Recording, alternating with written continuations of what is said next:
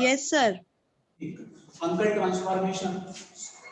Transformation को अपन introduce करते हैं। तो आप लोगों ने ना बेसल्स फंक्शन के बारे में थोड़ा सा यदि नहीं पढ़ा है तो मैं उसके बारे में आपको थोड़ा सा बता रहा हूँ बेसल्स फंक्शन के बारे में। If jnx be the Bessel's function,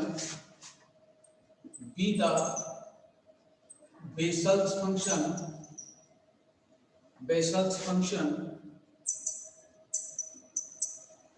function of first kind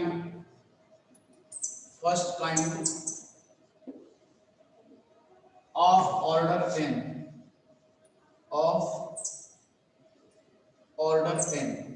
जो बेसल्स फंक्शन था वो jnx ये पहला वाला काइंड है, फर्स्ट काइंड है। दूसरा इसमें एक आता है jn-1। ये इसमें दो प्रकार के होते हैं बेसल्स फंक्शन। वो अभी आपके इसमें नहीं है, केवल उसके कॉन्सेप्ट को यूज कर रहे हैं कि jnx, क्योंकि ये वाला सिंबल है ना हंकल ट्रांसफॉर्मेशन में यूज होगा, इसलिए अपने को बताना है कि jnx एक्चुअल में है क्या। ठीक है ना। तो ये दो प्रकार के होते थे बेसल्स फंक्शन, फर्स्ट काइंड में और सेकंड काइंड में। If jnx be the Bessel's function of the first kind of order n, then Hankel transformation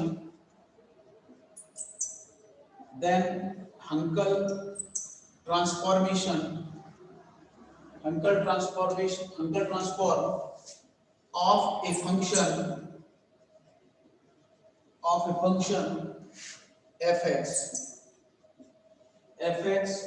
और इसमें जो ये x है कहां से कहां तक, 0 less than x less than infinity, is defined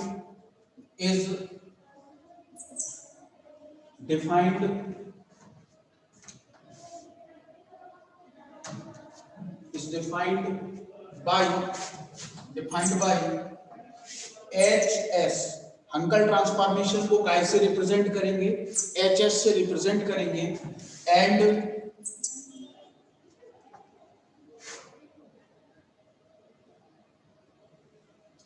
sorry यहां पे डिफाइंड नहीं है, denoted by hs and defined by hs is equal to limit 0 to infinity fx into x jn sx into dx। अब इसमें देखिए मैंने आपको पहले ही यहां पे बताया है कि jnx क्या है, vessels function. jnx is the vessels function, और ये जो बेसल्स फंक्शन है फर्स्ट काइंड का है। अब चूंकि हम इसमें जो हंकल ट्रांसफॉर्मेशन है उसको hs से रिप्रेजेंट करते हैं, तो ये जो x है इसको कैसे लिख दिया है, sx से। कैसे रिप्रेजेंट किया है उन्होंने, sx से रिप्रेजेंट किया है हियर। और ये पूरी की पूरी जो टर्म है, ये पूरी की पूरी टर्म, इसको एक पर्टिकुलर नेम दिया गया है, वो मैं आपको बताता हूं। Here x into jn sx is called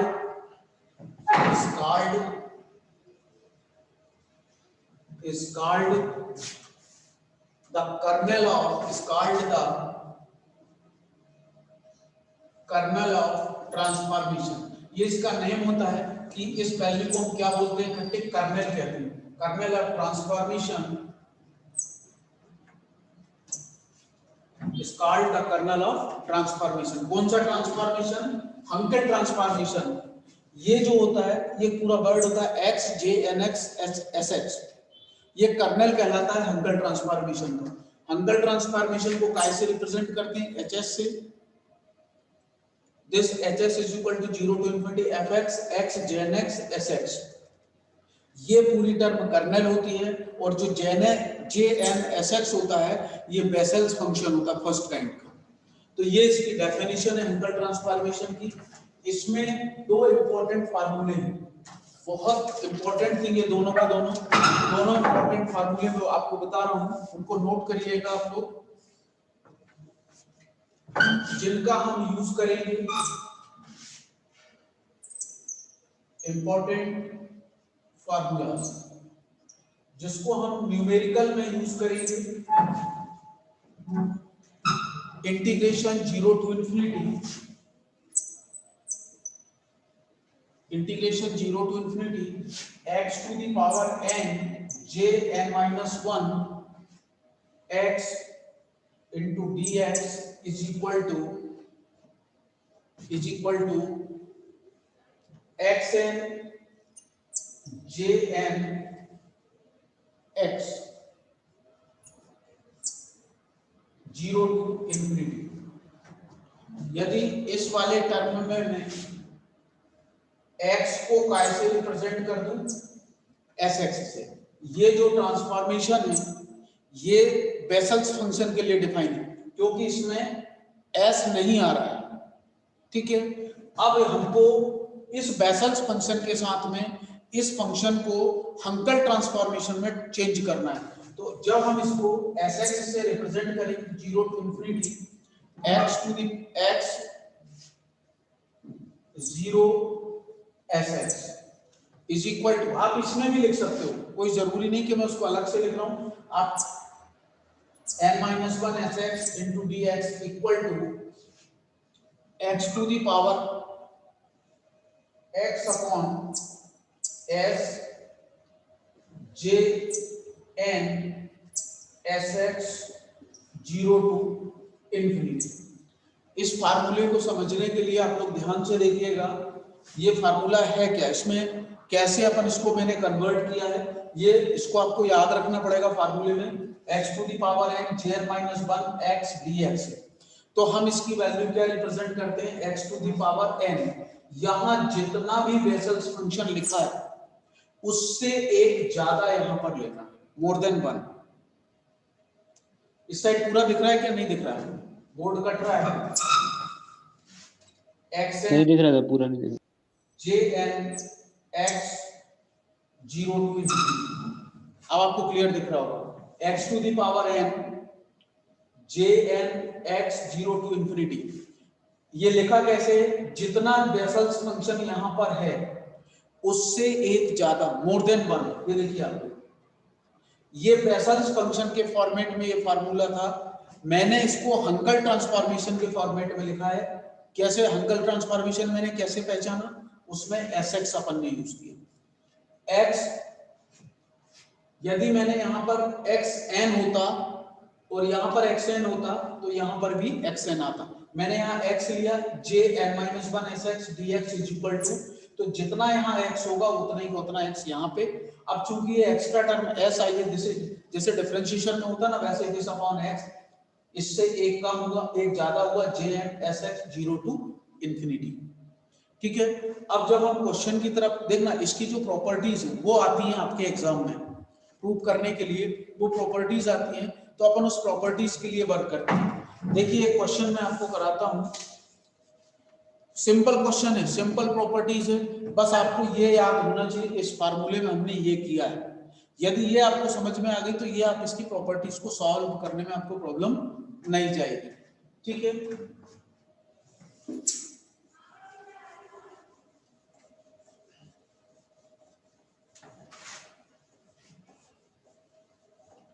एक क्वेश्चन इसके लिए मैं लेता हूं,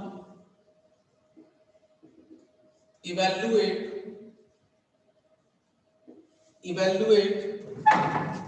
integration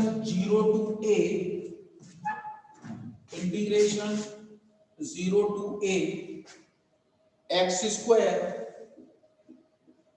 j1 sx into dx, इसको इवैल्यूएट करके बताना है। अब हम देखते हैं कि ये हंकल ट्रांसफॉर्मेशन का फार्मूला है, तो हम इसकी वैल्यू ये लिखते हैं, x है तो x के फॉर्मेट में x to the power n है तो x to the power n के फॉर्मेट में उस वैल्यू को रिप्रेजेंट करते हैं।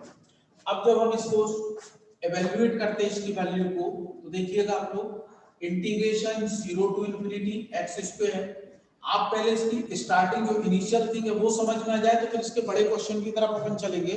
तो इसको हम लिख सकते हैं, क्या लिखेंगे, x square upon s j2 S x कहां से कहां तक, 0 से लेकर a तक, जो लिमिट हमको दी हुई है उस लिमिट का हमको यूज करना है। अब किसके रिस्पेक्ट में है, x के रिस्पेक्ट में इसका इंटीग्रेशन है, तो अपर लिमिट माइनस, आप चाहो तो इसमें लोअर रखेंगे तो पूरी की पूरी 0 हो जाएगी, x के स्थान पे तो a square upon s j2 sa, यदि 0 रखेंगे यहाँ तो ये पूरी टर्म 0 हो जाएगी, तो this a square upon s j2 sa।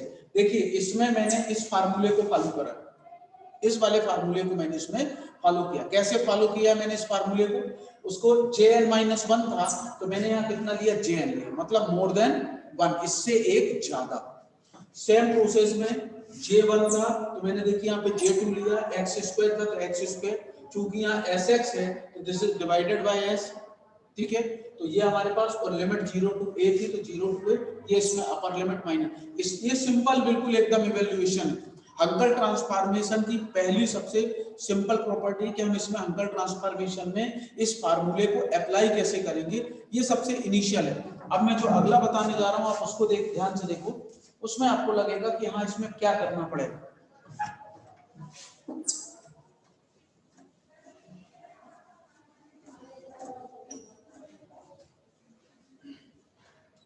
Next question है इसमें,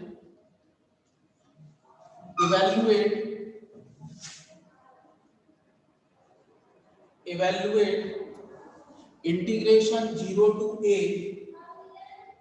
x cube into j0 sx dx, j0 sx into dx, ठीक है। अब हम इसमें जैसे हमने अभी जो फार्मूला लिया था वो कौन सा था, 0 to infinity x jn-1 sx into dx था, तो हमने इसको क्या लिख दिया, x upon s jn sx 0 to infinity, ठीक है।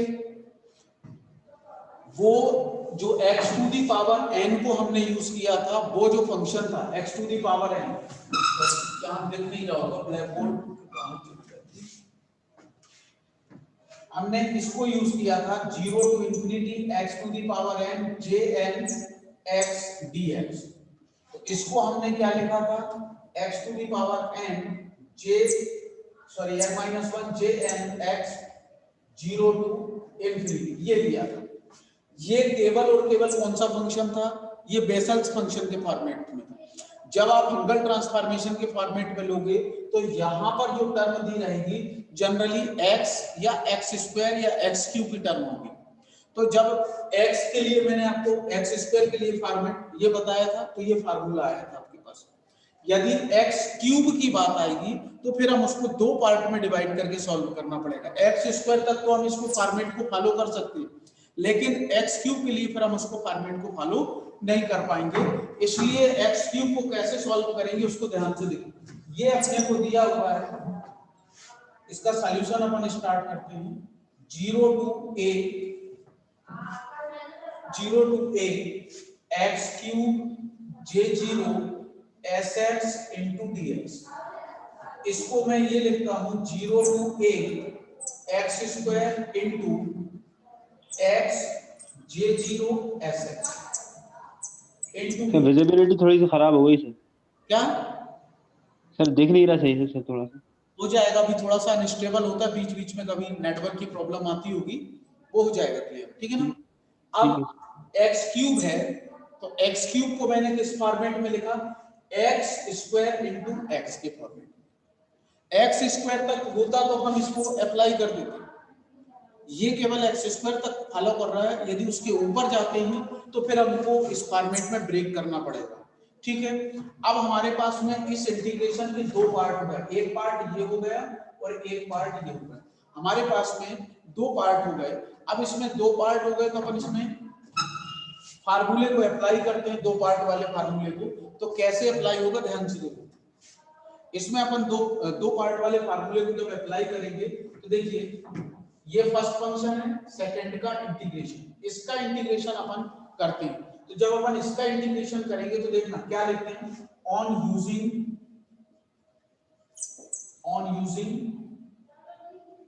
By part formula. और ये क्यों कर रहे हैं? क्योंकि इसकी पावर स्क्वायर से अब ऊपर गई है।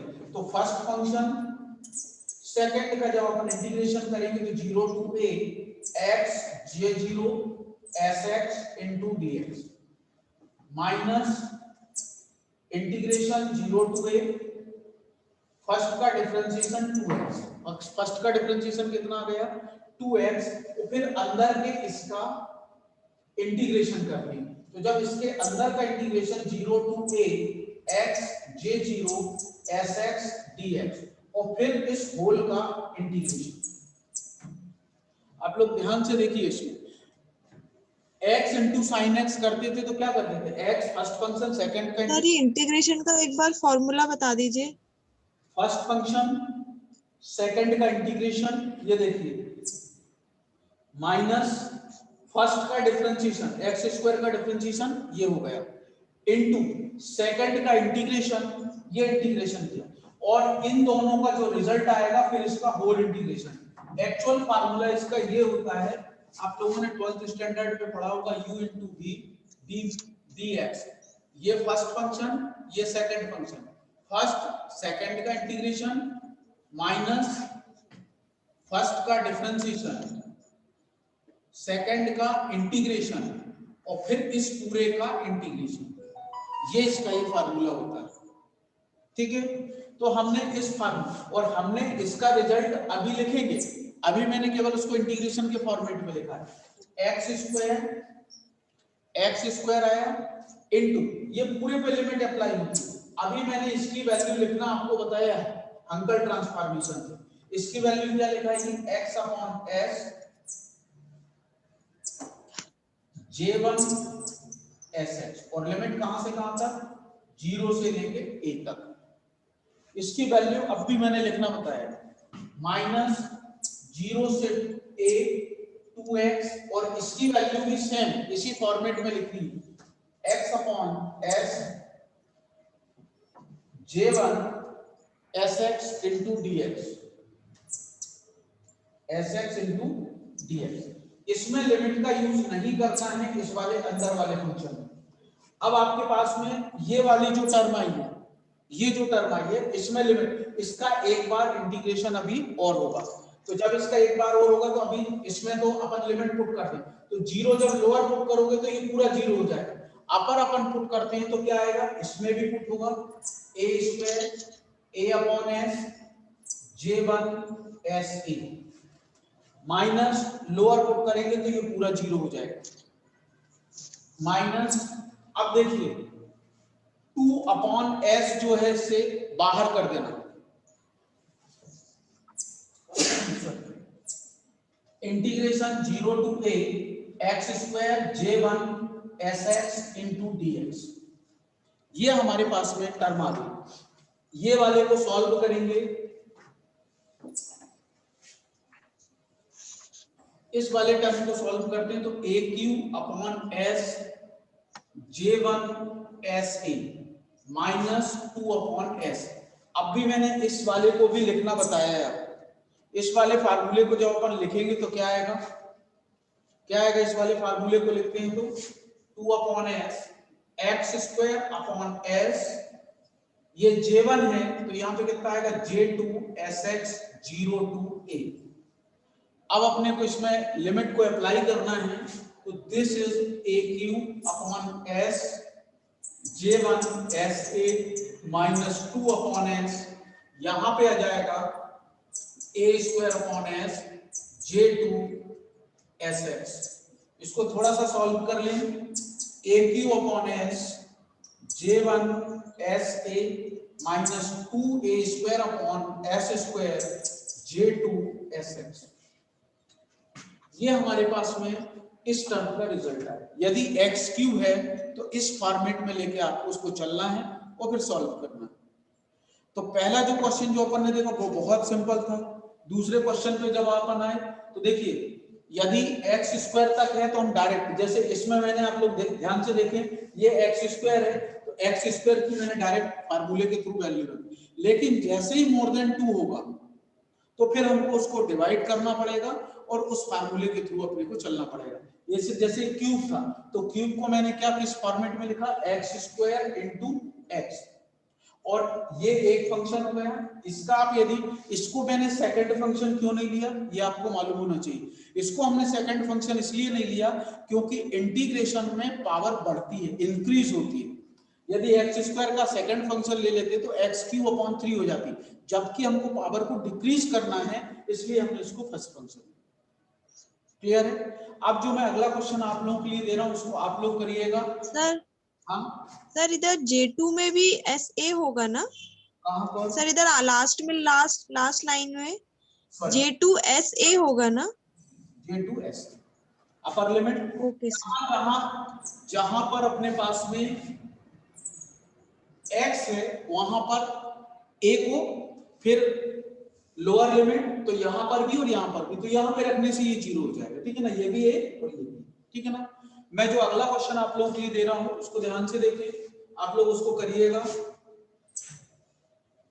नेक्स्ट क्वेश्चन है, ये छोटी छोटी प्रॉपर्टीज है जो आती है, यदि आपको ये फार्मूले क्लियर हो गए, ये फार्मूले का यूज कैसे करना है तो आपसे बन जाएगा। इवैल्यूएट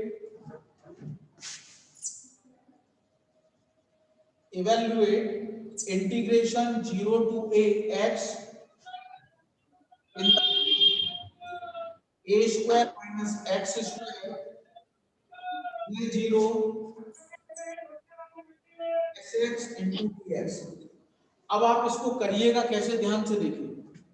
इस x को इसके साथ मल्टीप्लाई करके इसको इधर ले आइएगा एक टर्म, और इस x स्क्वायर को इसको मल्टीप्लाई करिएगा।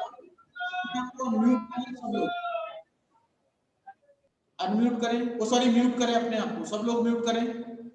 तो जब इसको सॉल्व करने की बारी आएगी तो आप लोग करेंगे क्या, ये इसको दो पार्ट में अलग अलग लिख लीजिएगा। a square x j0 sx into dx minus 0 to a x cube j0 sx into dx। ये वाला जो क्वेश्चन है इसको बिलोंग कर जाएगा। बात आ गई समझ में? इसको पूरा का पूरा वही सॉल्व करना है। इसके लिए a स्क्वायर कांस्टेंट रहेगा तो इसको बाहर कर देना, और ये x j0 sx जो मैंने पहला क्वेश्चन कराया था उसको बिलोंग करना।